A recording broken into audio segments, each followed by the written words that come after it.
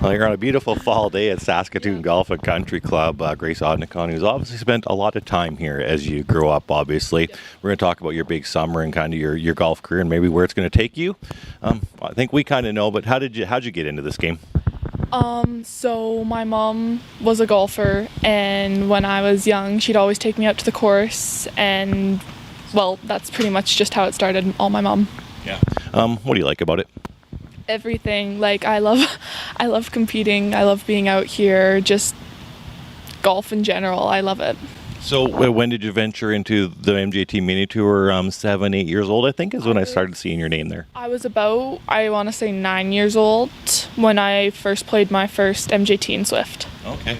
So obviously, like coming out here and playing, spending time outside, with your mom and all that. But what's the competitive edge to your? Why'd you take up the competitive side and continue to do so? I've always been super competitive in all the sports that I do, so it kind of just came along with that. Great. So as you elevate and you get better, it leads you to a lot of MJT wins and things like that. And then last year you get to nationals for the first time. This year you go to the 2 nationals. Are you surprised at the elevation of your game? Are you satisfied with it? Or was this all the plan?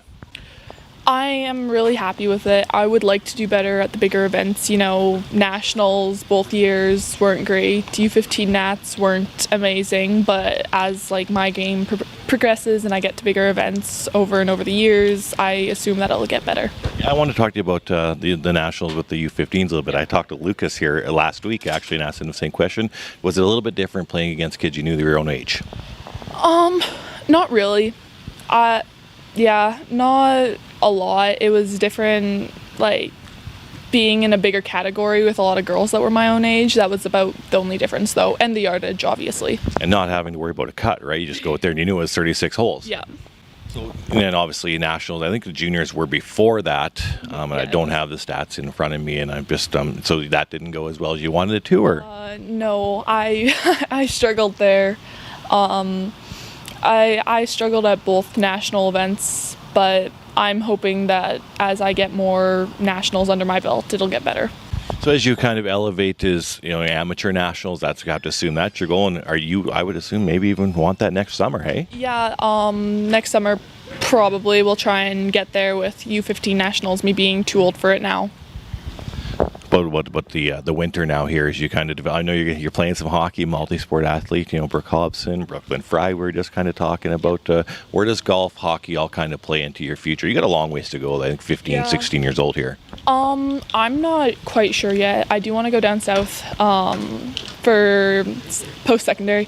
I'm not quite sure whether I'm going to do hockey or golf yet. Yeah, obviously, as whether it is hockey or golf, and I think golf helps you in hockey, and I think hockey helps you in golf for sure. All sports do that. Yeah. But it's going to take you some unbelievable places, right? And I think that's all part of this journey, correct? Yeah, it most definitely is. Golf can take me a lot of places.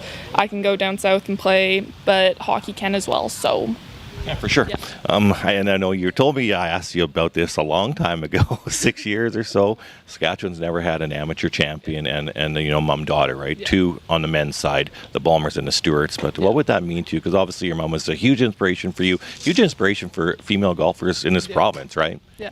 It would mean a lot to be the first mother-daughter ever to do that. We've done so many mother-daughter things together, and to have being the only one who to ever do that, it would be really special. Does this go beyond though? Because I forgot to introduce her on the first tee, and I really regret that this summer. But your grandma too, right? I think she's been a big part of this. Yeah, she has. Yeah.